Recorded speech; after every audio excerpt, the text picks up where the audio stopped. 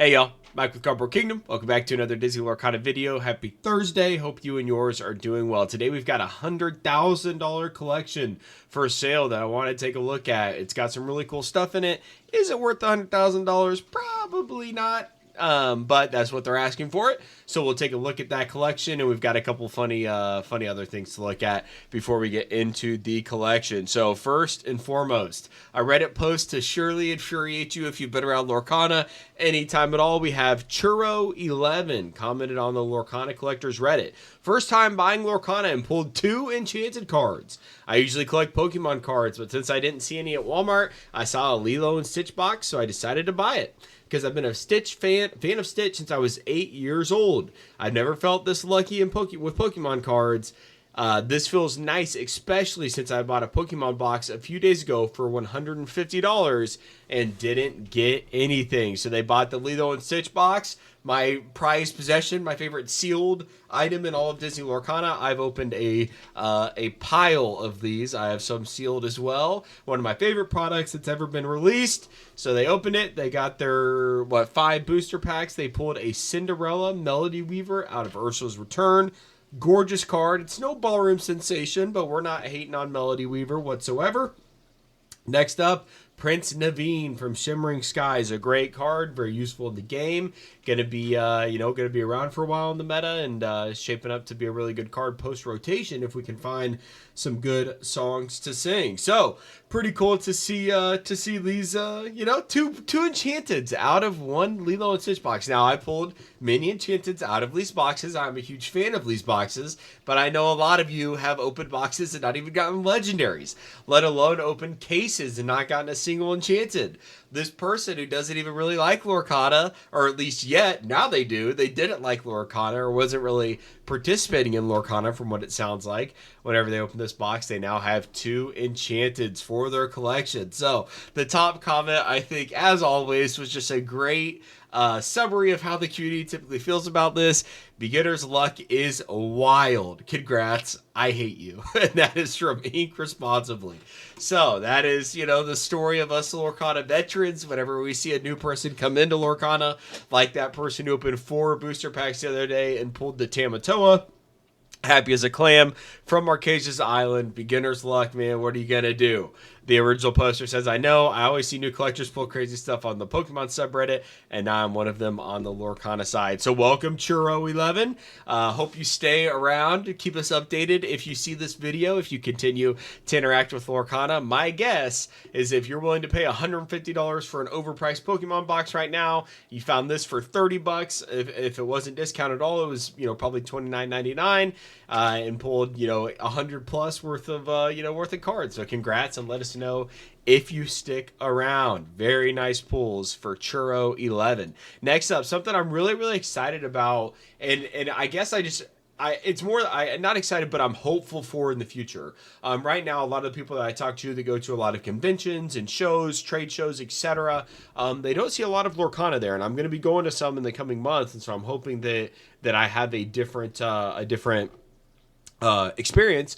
But this person, Encounter Comics and Games, they are in Allentown, Pennsylvania. They said that they picked up some enchanteds this week, and they're adding them to their single case for pricing at Reign of Jafar pre-release event, which is really cool.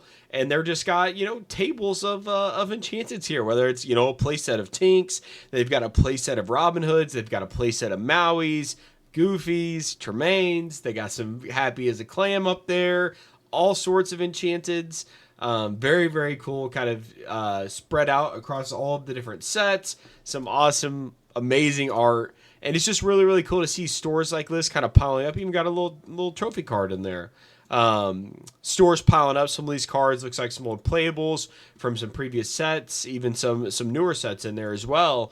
But I'm just excited for stuff like this to continue to happen moving forward. And as Lorcana grows, and specifically as it grows as a collectible, being able to go to these card shows that aren't specific to Lorcana, like that is something that I was very excited for about Worlds, is the potential of having like a lot of vendors in a room that like are just carrying Lorcana, right? Right now, Lorcana as a collectible, especially in trading card games, is overshined by both Pokemon, Magic to a certain degree, probably, as well as One Piece.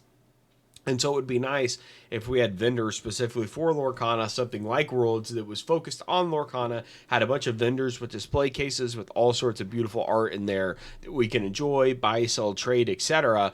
And so I'm hoping to see this continue to evolve as Lorcana grows as a collectible, and as we go to these collecticons or front row card show or whatever it is, these bigger conventions, Lorcana being a bigger piece of it. So excited to see just like tables of Enchanted spread out, right? And shout out to this store.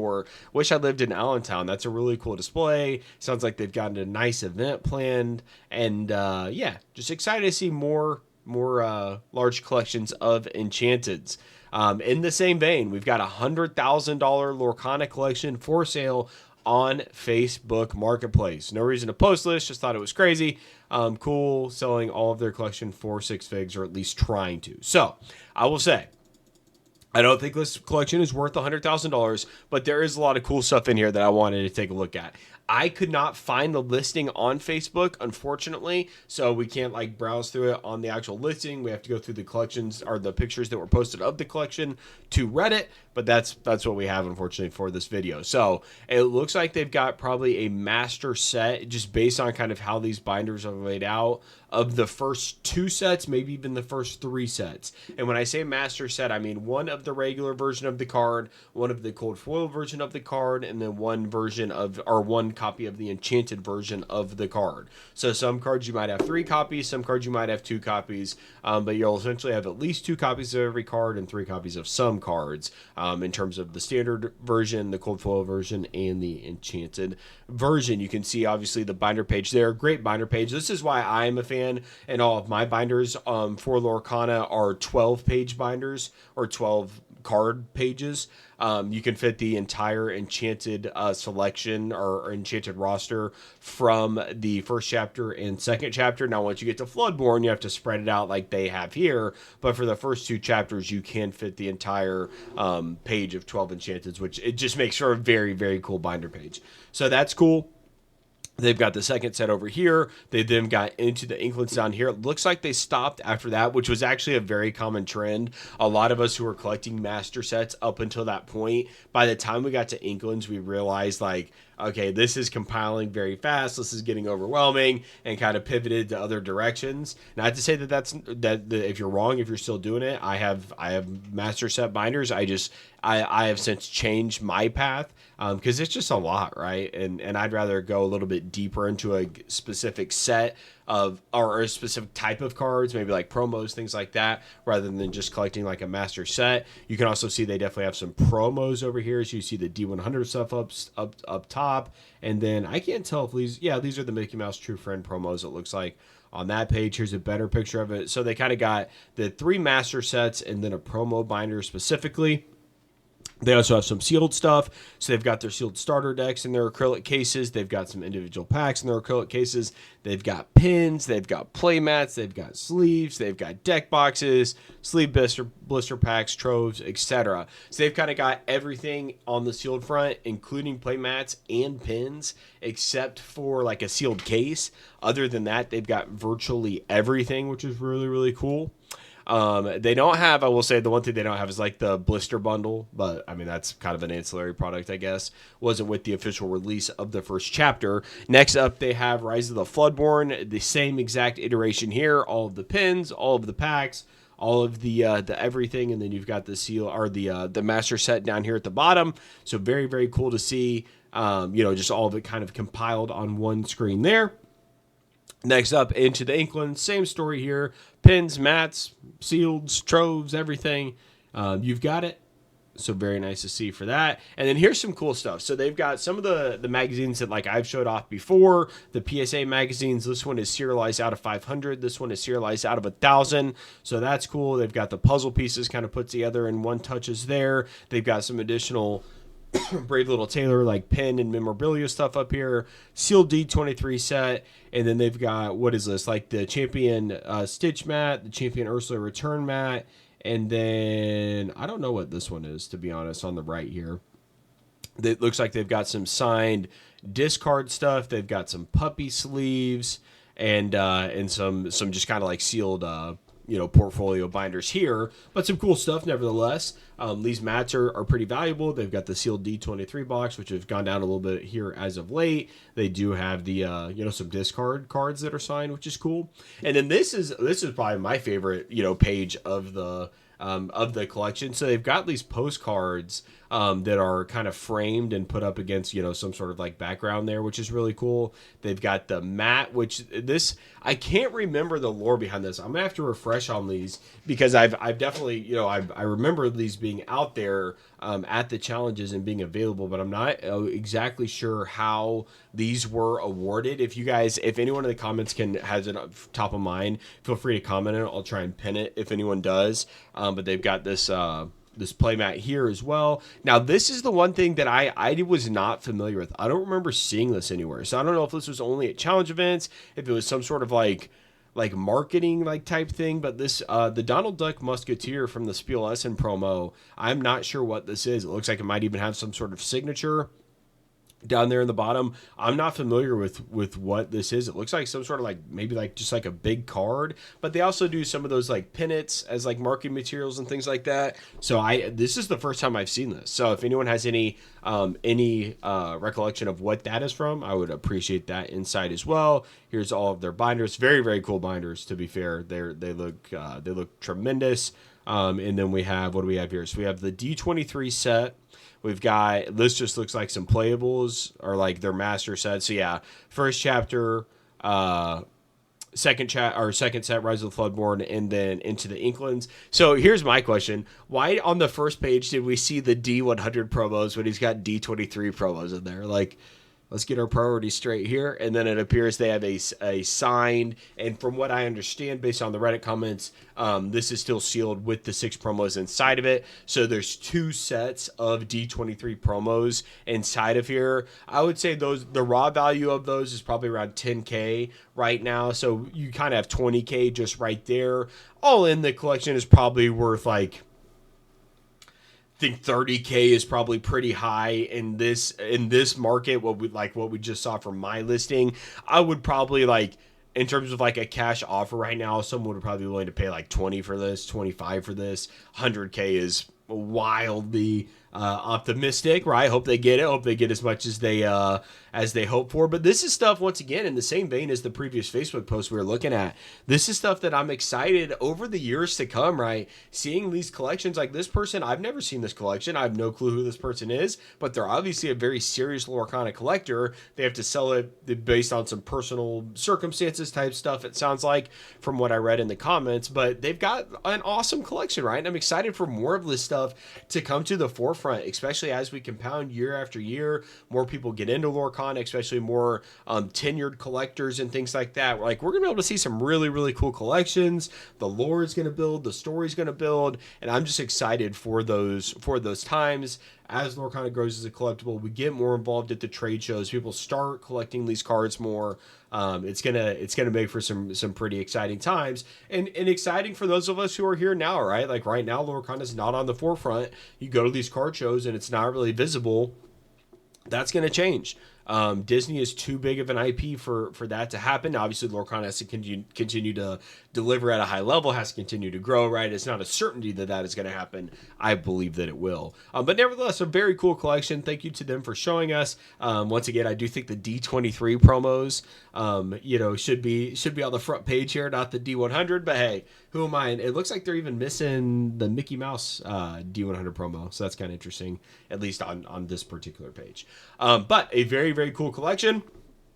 And I think that, once again, this is not a good time to be selling. Definitely not going to fetch anywhere near $100,000. This person needs to sit on this collection for years to come for it to be able to be worth that. If it is ever going to happen, it definitely is not going to happen right now. I think the Lorcana market, in terms of, it's very new, right? And it's a very new trading card game. It is not a collectible yet. It's a year and a half old, right? And so fetching $100,000 for Lorcana is just simply not going to happen. That's why we've got grail cards like the D23 Snow Queen still sitting at, in the mint grade of $6,000 to $7,000, sometimes $8,000. We've got the serious collectors aren't here yet in a lot of senses. Now, some of us are, right? And a lot of you guys that are watching this video are serious collectors, but a lot of, the sandbox is small right now, right? And this is going to continue to grow. So I definitely avoid selling your collection right now if you can, because at some point this might be $100,000 collection. Now that's probably 10 to 20 years down the road, if it ever,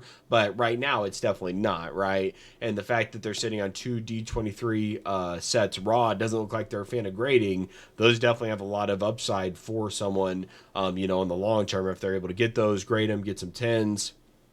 Lot of upside, not at $100,000. And I think another way that to look at just the immaturity, and I don't say that as people are childish. I say that as Lorcana as the collectible is just very immature. It's not that old, right? And so when we look at things like the promo cards for Disney Lorcana, I think that is a great illustration of Lorcana just truly being young as a collectible. There's so many cards on this page that are years old that have very, very low population counts in terms of the total amount that are out there, but are not reflected in their price. Cards that have been around for a while, like the Ursula Sea Witch Queen, any of our store championships cards, our Three Musketeers. All of these cards have a very, finite amount in terms of the grand scheme of things, but are still being very undervalued or not priced with any sort of premium, given what I think that they ultimately could be worth. And I think that, the fact that even some of these organized play promos that are, available for 30 cents, 27 cents, when you put a long enough time horizon on these, 5-10 years, and the fact that this Rescue Rangers Away promo was only given out for those who went and competed at organized league play back in, now 2025, but when we're looking at this through 2030, 2035, 2040, etc. My daughter was at her kindergarten graduation. We had it yesterday, and she's the class of 2037. I was like, Jesus. That is wild. 2037 is funny. All the parents and grandparents in the room were like, holy, that's a long time, 2037. So, when you think about these cards from 2037, how cool would it be to have the organized play cards from 2025? You see that people are willing to sell their cards for a quarter. This card didn't come out of a booster pack. It was obtained in a certain way. It's a very finite print count. Come on, as a collector, that is screaming you should have a lot of these at 25 cents. And I do, right? And so I'm continuing to act in this way. But look, maybe this never becomes collectible. That's absolutely a possibility. I obviously land on the side that I think it's going to become incredibly collectible. But, if, these cards that are 20 cents, 30 cents, $1, sign me up. I'm all about it. And even even the big cards like the D23 Elsa, etc. There's so many cards that are just massively mispriced in my opinion. And so it's a great time to be here. And look, maybe if nothing else, it's going to be fun. I can assure you of that. I know that, my family, we're having a ton of fun collecting Lorcana. I'm having a ton of fun playing Lorcana. I'm really excited for Palace Heist. There's a lot of good things coming down the pike for Lorcana. So I'm just excited to be a collector, excited to share this experience with all of you. If you haven't hopped in the Discord yet, please feel free to do so. Send us some pictures of your shiny cardboard, right? We like to look at what everybody's collecting, and it's a fun place to hang out. So with that being said, thank you very much for watching, guys. Hopefully you enjoyed that $100,000 collection. More of a $25,000 collection in my opinion, maybe 30 on the high end, but definitely not the best time to be selling. But hopefully you guys enjoyed it. Thank you very much for watching, and we'll be back with another video soon. Bye, guys.